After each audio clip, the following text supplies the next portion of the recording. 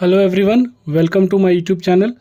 इस वीडियो में हम लोग अभी क्लास 12 की पढ़ाई 2024 के बोर्ड के लिए चालू करने जा रहे हैं, जो कि महाराष्ट्र बोर्ड का ये सबसे लास्ट चैप्टर है। मैं इसको ही सबसे पहले इसलिए पढ़ा रहा हूँ क्योंकि ऑलरेडी सबके कॉलेजेस में 11th स्टैंडर्ड में सेमीकंडक्टर चैप्टर ही पहले ख़त्म हुआ होगा, जो लास्ट सबसे चैप्टर था 11th स्टैंडर्ड का। तो इसी को कंटिन्यू करेंगे हम 12th स्टैंडर्ड को एज अ फर्स्ट चैप्टर, इसको जो लास्ट चैप्टर है 12th का भी, तो इसको हम लोग फर्स्ट चैप्टर करके स्टार्ट करते हैं क्योंकि वही सारी चीज़ आपको फिर से कंटिन्यू करनी है। ठीक है, तो ये चैप्टर का जो वेटेज है 5 मार्क्स के लिए है। जिनको वेटेज नहीं पता होगा क्लास 12th में, इसका 4 to 5 मार्क्स का है। और ये चैप्टर काफ़ी इजी है क्योंकि इसमें कोई डेरिवेशंस नहीं है, कोई न्यूमेरिकल्स नहीं है। ठीक है, तो वो आपको पढ़ने के लिए भी थोड़ा आसान हो जाएगा। थ्योरेटिकल बेस का चैप्टर है। आई होप आपको वीडियो पसंद आएगा। और जो MSCET और नीट और JEE की पढ़ाई भी कर रहे हैं उनके लिए भी ये सब बेसिक्स ही है, तो यहाँ पे उनको भी हेल्पफुल हो जाएगा। ठीक है, तो चलो स्टार्ट करते हैं। तो आपके टेक्स्ट बुक में पहले लिखा रहता है कैन यू रिकॉल करके। अब उसमें कैन यू रिकॉल का मतलब यही होता है कि 11th स्टैंडर्ड से आपने कुछ चीज़ें सीखी है, उसी को कंटिन्यू करना है। तो वहाँ पे हमने पढ़ा था कि what is PN junction diode. PN junction diode कैसे बनता है, जब एक N टाइप का सेमीकंडक्टर जो कि पेंटावैलेंट होता है और एक P टाइप का सेमीकंडक्टर जो कि ट्राइवैलेंट होता है, उनको फ्यूज़ करके तभी एक PN जंक्शन डायोड बनता है। ये ऑलरेडी हमने किया भी है 11th में, और इसका प्रैक्टिकल भी आपने किया होगा। फिर भी याद रखिए, जो N टाइप का होता है वो पेंटावैलेंट होता है, P टाइप का होता है वो ट्राइवैलेंट इम्प्योरिटी से डोप्ड होता है सेमीकंडक्टर। ठीक है, क्योंकि CET में आपको ये क्वेश्चन पूछे जाते हैं। उसका सेकंड क्वेश्चन है कि what is a breakdown voltage and knee voltage. जो ब्रेकडाउन वोल्टेज और नी वोल्टेज होता है, जब PN जंक्शन डायोड को हम फॉरवर्ड बायस और रिवर्स बायस में इसका कैरेक्टरिस्टिक स्टडी करते हैं तभी हमको ये ब्रेकडाउन वोल्टेज मिलता है। अब ये ब्रेकडाउन वोल्टेज होता क्या है कि जब value of reverse bias voltage at which reverse current increases suddenly without change in voltage, बिना वोल्टेज के स्लाइड चेंज के भी जब अगर तुम्हारा रिवर्स करंट इंक्रीज होने लगे तो ऐसे पॉइंट को हम क्या बोलते हैं, ब्रेकडाउन वोल्टेज। ये जो ग्राफ है ये थर्ड क्वाड्रेंट का ग्राफ है, क्योंकि आपका करंट और वोल्टेज दोनों क्या होता है, थर्ड क्वाड्रेंट में होता है, इसलिए इसको ब्रेकडाउन वोल्टेज। ये कब स्टडी किया जाता है, रिवर्स वोल्टेज के लिए, रिवर्स बायस में स्टडी किया जाता है। आगे मैं आपको बताऊंगा रिवर्स बायस क्या होता है। तो ये ग्राफ सीधे आ रहा है, यहाँ पे आप देख सकते हो ये जो पॉइंट है, इस पॉइंट के वोल्टेज से क्या हो रहा है, थोड़ा सा ही वोल्टेज में चेंज हुआ है, लेकिन करंट क्या हो रहा है, ड्रास्टिकली चेंज हो रहा है। तो इसलिए ऐसे वोल्टेज को हम क्या बोलेंगे, ब्रेकडाउन वोल्टेज।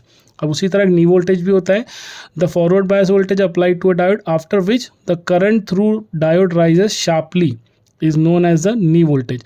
मतलब यहाँ पे एक ऐसा पॉइंट का वोल्टेज जहाँ से करंट क्या हो, शार्पली इंक्रीज होना चालू होता है। और ये कब होता है, ये जब डायोड किस में होता है, फॉरवर्ड बायस में होता है। डायोड कब होता है, फॉरवर्ड बायस में। आपके कॉलेज में ऑलरेडी आपने PN जंक्शन डायोड का एक्सपेरिमेंट किया होगा क्लास 11th में, वहाँ आपने स्टडी किया होगा फॉरवर्ड बायस को। ठीक है, फिर फॉरवर्ड बायस होता क्या है, फॉरवर्ड बायस मतलब होता है कि जब यही डायोड है ना, PN जंक्शन डायोड, ये दो बायसेस में काम करता है, एक फॉरवर्ड और एक रिवर्स। फॉरवर्ड बायस का मतलब होता है जब बैटरी का positive terminal P type semiconductor को और बैटरी का नेगेटिव टर्मिनल N टाइप के सेमीकंडक्टर को कनेक्ट हो जाए, किसमें, PN जंक्शन डायोड में। PN जंक्शन डायोड दिखता कैसे, ऐसे ट्राइंगल वाला दिखता है। ठीक है, ये प्लस साइन और इसका माइनस। तो जब ये प्लस बैटरी के पॉजिटिव को कनेक्ट हो जाए और इसका नेगेटिव टर्मिनल जो कि N टाइप का होता है वो बैटरी के नेगेटिव को कनेक्ट हो जाए, तो ऐसे बायसिंग को हम बोलते हैं फॉरवर्ड बायस। याद रखिए, फॉरवर्ड बायस में जो डिप्लीशन रीजन फॉर्म होता है वो बहुत ही थिन होता है, इसलिए आसानी से कंडक्शन होता है। और diode as a open close switch काम करता है, diode as a close switch. अब इसी तरह रिवर्स बायस क्या होता है, तो रिवर्स बायस मतलब होता है कि जब बैटरी का पॉजिटिव टर्मिनल, ठीक है, वो किसके, एंड साइड, डायोड के एंड साइड को कनेक्ट हो, और बैटरी का नेगेटिव टर्मिनल डायोड के P साइड को कनेक्ट हो। मतलब अगर यही की मैं रिवर्स कर दूं, मतलब यहाँ बैटरी का पॉजिटिव कर दूं, यहाँ पे नेगेटिव कर दूं, तब इसी बायस को क्या बोलेंगे हम, रिवर्स बायस बोलेंगे। रिवर्स बायस में क्या होता है, ड्यू टू अट्रैक्शन यहाँ पे जो डिप्लीशन रीजन फॉर्म होगा वो बहुत ही बड़ा होता है, और डिप्लीशन रीजन बड़ा होने की वजह से जो आपका डायोड है वो कंडक्ट नहीं करता, इसीलिए डायोड क्या होता है, एक तरह का ओपन स्विच हो जाता है। ठीक है, तो वहाँ से करंट फ्लो नहीं होता। वैसे जनरल साधारण भाषा में देखा जाए तो डायोड की डेफिनेशन ये भी होती है कि diode is a device which allows the current to flow in one direction. ये आपको वाइवा में पूछा जा सकता है। ठीक है, आई होप यहाँ तक आपका क्लियर है। अब 12th के हम अगले क्वेश्चन पे पढ़ते हैं कि व्हाट इज़ रेक्टिफिकेशन। अब रेक्टिफिकेशन वो चीज़ होता है, वो प्रोसेस होता है कि जब किसी एसी वोल्टेज को हम डीसी वोल्टेज में कन्वर्ट करते हैं। याद रखिए आपके घर में एक चीज़ और यूज़ होती है जिसका नाम होता है इन्वर्टर। वहाँ पे क्या होता है, वहाँ पे इसी का एग्जैक्ट अपोजिट प्रोसेस होता है, जहाँ पे डीसी वोल्टेज कन्वर्ट होता है एसी वोल्टेज में। वैसे ही यहाँ से हम रेक्टिफिकेशन में क्या करते हैं, एसी वोल्टेज को डीसी वोल्टेज में। ऐसा क्यों करते हैं आगे हम पढ़ेंगे। व्हाट इज़ रेक्टिफायर, और रेक्टिफायर वही है डिवाइस है कि जो एसी वोल्टेज को किसमें कन्वर्ट करेगा, डीसी वोल्टेज में। ठीक है, अब एसी वोल्टेज में और भी रेक्टिफायर का यूज़ हम इसलिए कर रहे हैं क्योंकि जो अभी मॉडर्न डेज इलेक्ट्रॉनिक्स में जो भी इक्विपमेंट बने हैं, जैसे कि आपका टीवी हो गया, मोबाइल्स हो गया, ठीक है, इसमें ज़्यादातर डीसी वोल्टेज हम यूज़ करते हैं। तो डीसी वोल्टेज लाने के लिए एसी से कन्वर्ट करना पड़ेगा ना, इसीलिए डिवाइस का नाम होता है रेक्टिफायर। तो रेक्टिफायर क्या काम करता है, एसी वोल्टेज को किस में कन्वर्ट कर देता है, डीसी वोल्टेज। उसी प्रोसेस को क्या बोलते हैं, रेक्टिफिकेशन। जो डिवाइस काम करता है उसका नाम होता है रेक्टिफायर, जो कि इन्वर्टर का एग्जैक्टली अपोजिट होता है। अब इसी रेक्टिफिकेशन के प्रोसेस के दौरान जब हम एसी से डीसी निकालते रहते हैं तो उसी डीसी में क्या हो जाता है, कुछ अनवांटेड एसी वापस उसमें चले आते हैं। तो जिससे क्या होता है, प्रॉपर आउटपुट हमें नहीं मिलता। तो प्रॉपर आउटपुट जो नहीं मिलता उसी फैक्टर को हम क्या बोलते हैं, रिपल फैक्टर। तो उसी को लिखा गया है कि the output of rectifier contains some AC component. क्योंकि हम करके रेक्टिफायर से हम एसी को डीसी में कन्वर्ट कर रहे हैं, लेकिन उसी डीसी के साथ कुछ एसी भी मिक्स हो जाते हैं। तो इसीलिए वो एसी को हम क्या बोलते हैं, रिपल बोलते हैं, और इसी फैक्टर का नाम होता है रिपल फैक्टर। ठीक है, तो ये सब बेसिक्स वन सेंटेंस के हैं जो कि आपको क्वेश्चन एग्जाम में पूछा जा सकता है। ठीक है, सेक्शन ए के अंदर 1 मार्क के लिए। तो ये तीनों डेफिनेशंस आपको याद रखना चाहिए। अब आ जाते हैं अगले क्वेश्चन के लिए, जो कि है describe the wave form obtain in a rectifier using a block diagram. तो यहाँ पे हम रेक्टिफायर यूज़ करें जो वेव फॉर्म होगा। अभी कैसे होता है, इसके लिए सबसे पहले यूज़ होता है ट्रांसफार्मर का। ट्रांसफार्मर क्या होता है, ये हमने ट्रांसफार्मर क्या होता है, इसमें एक प्राइमरी वाइंडिंग होती है और सेकेंडरी वाइंडिंग होती है। ट्रांसफार्मर आपके स्टेप अप होता है, स्टेप डाउन, दो तरह का होता है, जिसमें आप लो वोल्टेज से हाई वोल्टेज को कन्वर्ट कर सकते हो, वैसे ही हाई वोल्टेज को लो वोल्टेज में भी कन्वर्ट कर सकते हो। इसी तरह आप करंट को भी कन्वर्ट कर सकते हो। तो उस डिवाइस का नाम होता है ट्रांसफार्मर। इसमें जनरली दो वाइंडिंग होती है। जहाँ से हम इनपुट देते हैं उसको हम बोलते हैं प्राइमरी वाइंडिंग, जहाँ से आउटपुट लेते हैं उसको हम बोलते हैं सेकेंडरी वाइंडिंग। तो यहाँ पे पहले ट्रांसफार्मर कनेक्ट होगा, फिर ट्रांसफार्मर से हम क्या करेंगे, डायोड रेक्टिफायर को कनेक्ट करेंगे। अब डायोड रेक्टिफायर काम क्या करेगा, यहाँ से जो आपने पल्सेटिंग एसी दिया है, जो इनपुट दिया है, फिर वही आउटपुट आके इस सेकेंडरी ट्रांसफार्मर के दौरान इस डायोड रेक्टिफायर तक पहुंचेगा। तो फिर डायोड रेक्टिफायर का काम क्या होता है, डायोड रेक्टिफायर का काम करेगा, वो इसी एसी को किस में कन्वर्ट कर देगा, डीसी में कन्वर्ट कर देगा, इसी एसी को डीसी में कन्वर्ट कर देगा। लेकिन जैसे कि हमने अभी पढ़ा कि जब ये डीसी में कन्वर्ट कर देता है, उसी डीसी के साथ कुछ एसी भी आ जाते हैं। तो इसकी वजह से क्या होता है, प्रॉपर रेक्टिफिकेशन नहीं हुआ होता। इसीलिए हम क्या करते हैं, रिपल को रिमूव करने के लिए हम एक सर्किट और ऐड कर देते हैं जिसका नाम होता है फिल्टर। अब फिल्टर सर्किट क्या काम करता है, फिल्टर सर्किट इसी डीसी को फिल्टर करता है ताकि इसमें से जो अनवांटेड एसी आए हुए हैं उसको वो क्या कर सके, रिमूव कर सके। ठीक है, तब ये जाके हमारे वोल्टेज रेगुलेटर के पास पहुंच जाता है। और वोल्टेज रेगुलेटर से हम क्या करते हैं, बैटरी जो कि हम यूज़ करते हैं उसको हम अलग अलग मोड पे यूज़ कर सकते हैं, 2 वोल्ट, 4 वोल्ट, 6 वोल्ट। जैसे कि आप अपने क्लास 12 में अभी पोटेंशियोमीटर वाले सारे एक्सपेरिमेंट्स में पढ़ने वाले हो, या ही आपने 11th में एक पोटेंशियल डिवाइडर सर्किट करके एक्सपेरिमेंट था, उसमें भी आपने पढ़ा होगा। नॉर्मली जो हम क्लास 11th क्लास 12 के लैब में यूज़ करते हैं ना बैटरी, उसी बैटरी का मैं नाम ले रहा हूँ क्योंकि वहाँ ऐसे हम यूज़ करते हैं। तो याद रखिए रेक्टिफायर का जो कि वेव फॉर्म स्टडी कैसे करेंगे हम। रेक्टिफायर में पहले क्या होता है, जो ट्रांसफार्मर होता है, ट्रांसफार्मर क्या काम करता है, इसी पल्सेटिंग एसी जो कि इनपुट आया रहता है उस एसी को कहाँ तक पहुँचाता है, डायोड रेक्टिफायर तक। और डायोड रेक्टिफायर क्या काम करता है, इसी एसी को किस में कन्वर्ट करता है, डीसी में। लेकिन जब डीसी में कन्वर्ट कर देता है तो उसी डीसी में क्या होता है, कुछ अनवांटेड एसी भी आ जाते हैं उसी के साथ साथ, जो कि क्या करते हैं, रेक्टिफिकेशन प्रोसेस को बाधा डालते हैं। तो इसीलिए जो अनवांटेड एसी आ गए होते हैं उसका नाम होता है रिपल। तो उसी रिपल को रिमूव करने के लिए हम क्या करते हैं, उसके आगे और एक सर्किट लगाते हैं जिसका नाम होता है फिल्टर सर्किट। फिल्टर सर्किट क्या काम करता है, इसी अनवांटेड एसी को डीसी से रिमूव कर देता है। तो हमारे वोल्टेज रेगुलेटर पे प्योर डीसी पहुंच जाता है और इसको हम यूज़ कर सकते हैं। ठीक है, तो एग्जाम में ये ब्लॉक डायग्राम आपको आ सकता है विथ रिटन प्रोसेस 3 मार्क्स के लिए। तो ब्लॉक डायग्राम का ही आपको 1 मार्क मिलेगा और लिखने के लिए 2 मार्क मिलेंगे, नहीं तो कभी कभी ये 2 मार्क के लिए भी आएगा। याद रखिए बोर्ड में न्यू क्वेश्चन है। ठीक है, आई होप आपको ये क्लियर हो गया होगा। तो उसके बाद क्वेश्चन यहाँ पे देखो एक और दिया है कि state 2 advantages of transformer in rectifier circuit. तो उसको आपको क्या लिखना है कि जो ट्रांसफार्मर होता है it allows to step up और step down the AC input voltage as per the requirement, जो कि मैंने भी बताया था कि ट्रांसफार्मर का काम क्या होता है, जो कि स्टेप अप स्टेप डाउन दोनों कर सकता है।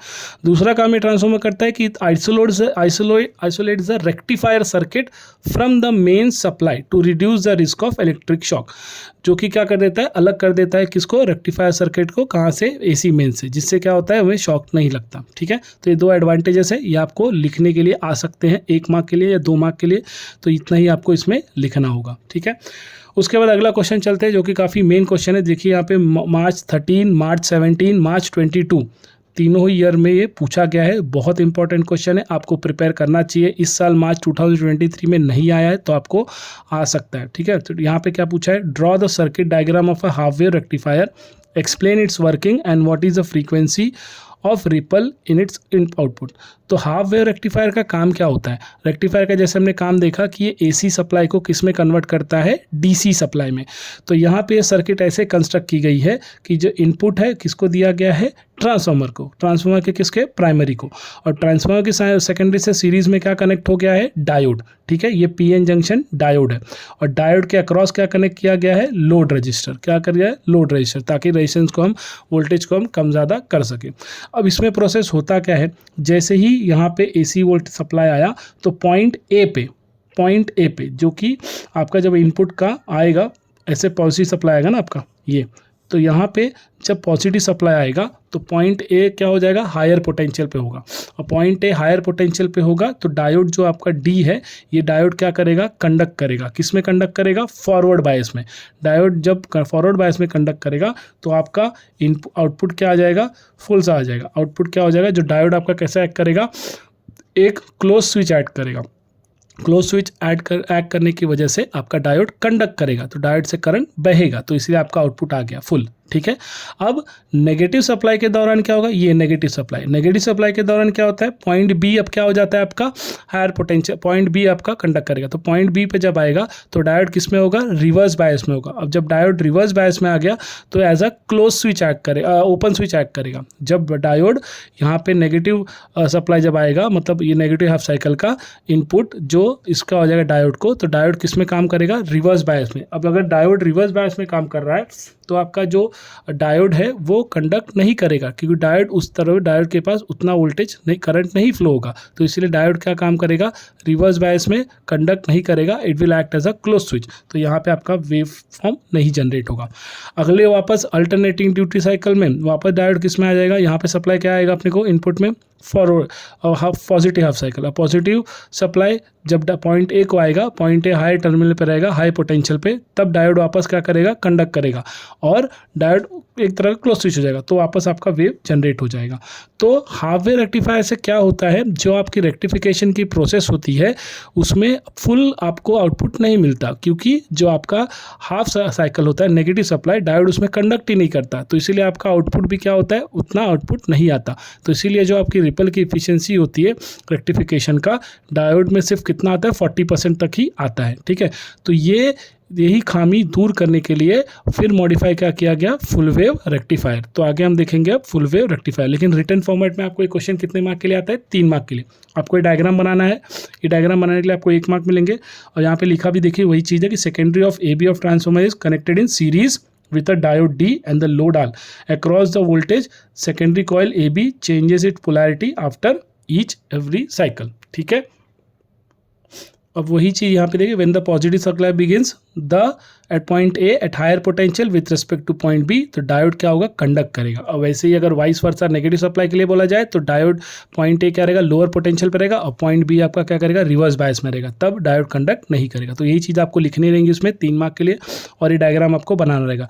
ये आपका इनपुट सप्लाई था एसी का, अब जो आउटपुट में आपको क्या मिल रहा है, डीसी में। तो यहाँ पर आप देख सकते हो कि जब नेगेटिव सप्लाई मिल रहा है डायोड को, तो डायोड कंडक्ट नहीं कर रहा है। ठीक है, तो ये आपको क्वेश्चन 3 मार्क के लिए बोर्ड में आता है, बहुत इंपॉर्टेंट है, 3 बार आ चुका है, तो वापस भी रिपीट कर सकते हैं।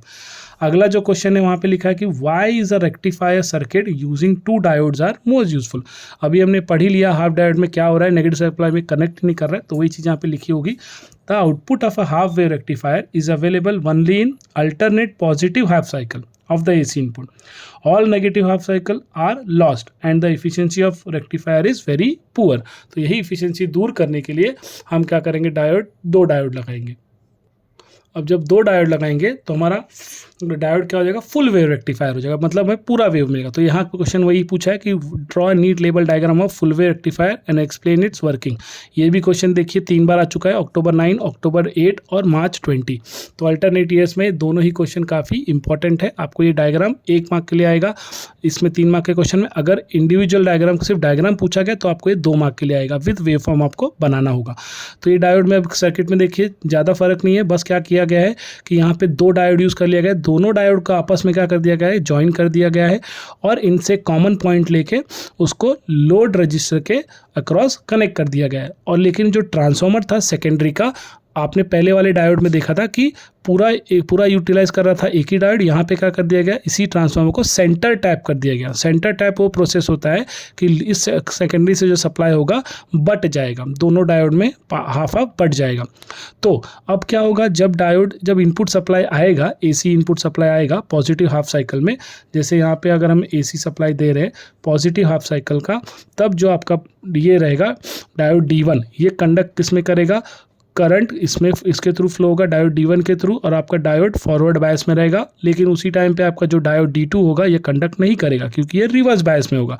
तो सप्लाई जो है कैसे जाएगा, A P Q R C ऐसे पॉइंट में, A P Q R C ऐसे जाएगा। उस टाइम पे डायोड D क्या करेगा, D1 क्या करेगा, वो एकदम क्लोज स्विच ऐड करेगा और डायोड D1 फॉरवर्ड बायस में कंडक्ट करेगा, तो आपको सप्लाई मिलेगा। लेकिन साइमल्टेनियसली उसी टाइम पे जो डायोड D2 रहा होगा वो आपका कैसे रहेगा, रिवर्स बायस में रहेगा। अब अगले ड्यूटी साइकिल में जब नेगेटिव हाफ साइकिल आ जाएगा, क्योंकि ये अल्टरनेट कनेक्ट किया गया ना, डायोड को अल्टरनेट कनेक्ट किया गया, तो अगले ड्यूटी साइकिल में जिसको हम नेगेटिव भी बोलते हैं, उस टाइम पे जो D2 होगा ये आपका क्या हो जाएगा, फॉरवर्ड बायस में हो जाएगा। और डायोड D2 फॉरवर्ड बायस में होगा मतलब करंट कैसे फ्लो करेगा, BPQRC, वापस BPQRC, यहाँ पे देखिए दिया है BPQRC, और पहले डायोड के लिए APQRC।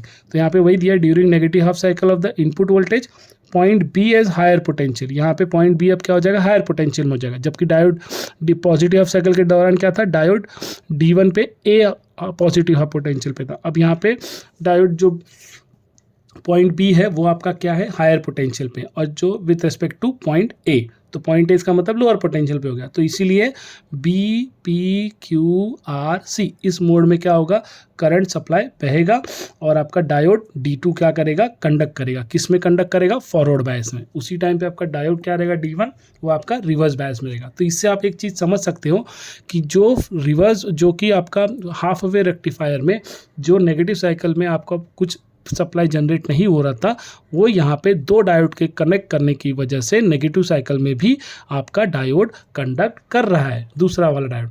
इसीलिए सतत आपको एक कंटिन्यू मोशन में क्या मिलेगा, आउटपुट में सप्लाई मिलेगा। इसीलिए इसको क्या कहा जाता है, full wave rectifier. I hope आपको ये समझ में आया होगा। ठीक है, पहले एक बार फिर से रिवाइज करता हूँ कि पहले जब आएगा पॉइंट A हायर पोटेंशियल पे रहेगा, तो इसलिए डायोड D1 क्या करेगा, as a close switch act करेगा, डायोड D1 कंडक्ट करेगा, तो हमें पॉजिटिव सप्लाई पे डायोड D1 से आउटपुट मिलेगा। उसी टाइम पे डायोड D2 आपका क्या रहेगा, क्योंकि B जो है मिनिमम पोटेंशियल पे रहा होगा, इसलिए डायोड D2 आपका कंडक्ट नहीं करेगा। लेकिन अगले नेगेटिव साइकिल पे क्या होगा, डायोड जो पॉइंट B है वो आपका हायर पोटेंशियल पे हो जाएगा with respect two point A, और आपका डायोड D2 अब कंडक्ट करेगा फॉरवर्ड बायस में। उसी टाइम पे आपका डायोड D1 क्या रहेगा, रिवर्स बायस में।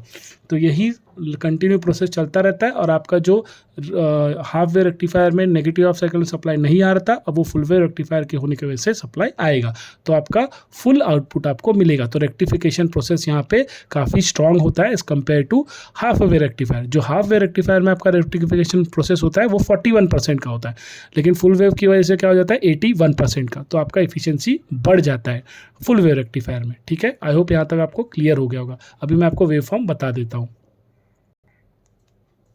यहाँ देखिए ये आपको AC सप्लाई इनपुट दिया गया था, तो जो डायोड D1 था वो फर्स्ट ड्यूटी साइकिल में कंडक्ट करा एज अ क्लोज स्विच, तो इसलिए आपका डायोड D1 कंडक्ट हुआ। लेकिन नेगेटिव हाफ साइकिल में क्या हुआ, आपका जो डायोड D2 था वो कंडक्ट करा एज अ फॉरवर्ड बायस, ठीक है। फिर अल्टरनेट वापस सप्लाई किसके पास गया, positive half cycle diode D1 के पास, फिर डायोड D1 कंडक्ट करा और अगले ड्यूटी हाफ साइकिल में वापस नेगेटिव हाफ साइकिल में डायोड D2 कंडक्ट करा।